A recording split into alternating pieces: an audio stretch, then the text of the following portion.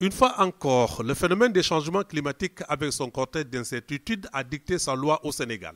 Car l'installation de l'hivernage initialement attendue dans la première quinzaine du mois de juin n'est finalement arrivée que dans la deuxième décade du mois d'août avec beaucoup d'inquiétudes.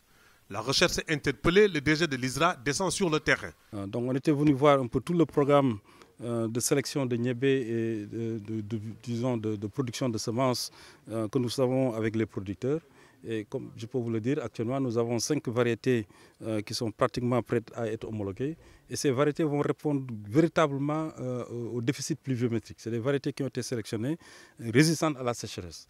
De Thiès à Louga, en passant par Fatick et Bambey, le DG et sa suite ont pris note de la situation agroécologique.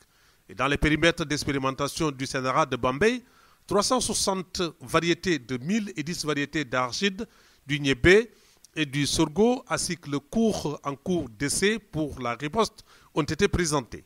Donc c'est pour dire que l'ISRA a pris tous les devants pour que désormais les producteurs puissent disposer aussi de variétés extra précoces qui mûrissent en 75 jours. Mais nous sommes en train de développer de nouvelles variétés à cycle intermédiaire. Donc à la place des variétés de 120 jours à 125 jours, on est en train de développer des variétés de 90 jours à 105 jours, mais qui ont aussi toutes les caractéristiques en termes de résistance aux maladies dans les zones où habituellement on a un hivernage relativement long. Ici nous sommes dans une parcelle de mil, où donc on est en train d'essayer de créer des variétés de mil en faisant des croisements entre les variétés locales du Sénégal et des variétés extérieures introduites, reconnues par leur précocité, mais dont les rendements sont très faibles. Donc nous cherchons à transférer les caractères donc, de précocité dans nos variétés locales pour pouvoir avoir des variétés locales avec des cycles très courts, extra courts même, qui pourront être cultivées aussi bien à Louga, à Bambey qu'à Nioro.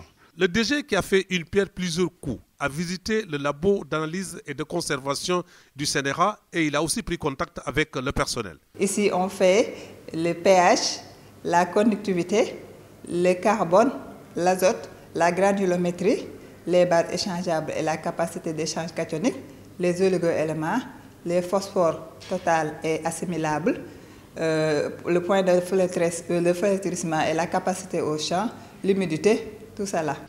Ceci nous réconforte également dans la mesure où les efforts que nous sommes en train de faire sont soutenus par la direction générale en affectant un très grand nombre de chercheurs, en nous appuyant dans les infrastructures à mobilité, en matériel roulant, parce qu'on peut pas faire la recherche sans se déplacer sur le terrain. Et on a été quand même bien doté dans ce sens-là.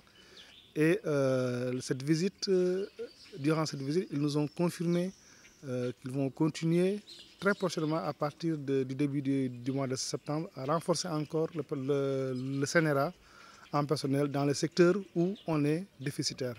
À Toubarof, Louga et Fatick, un échange avec les coopératives a permis de mesurer le niveau de satisfaction des producteurs du niébé, du riz, sous le contrôle du Résob et du Papil. Mais aussi, il a visité les exploitations de Mam Thierno Mbaké. Aujourd'hui, le Papil donc, est en train, en collaboration avec l'ANCAR, de mettre en place des coopératives. Ces coopératives s'approvisionnent en semences au niveau de l'ISRA, les pré-bases et les bases. La problématique qui nous réunit aujourd'hui autour du riz, donc je crois que le Sénégalais, maintenant avec le riz c'est très clair, on veut tendre vers l'autosuffisance en riz.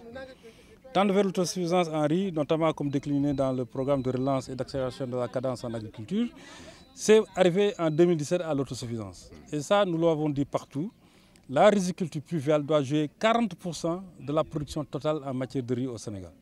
Donc imaginez, aujourd'hui on est à 5 tonnes à l'hectare, comme les producteurs vous l'ont dit. Imaginez que la formation, le renforcement de capacité, ces producteurs qui sont dans ces zones arrivent ne serait-ce qu'à 3 tonnes à l'hectare.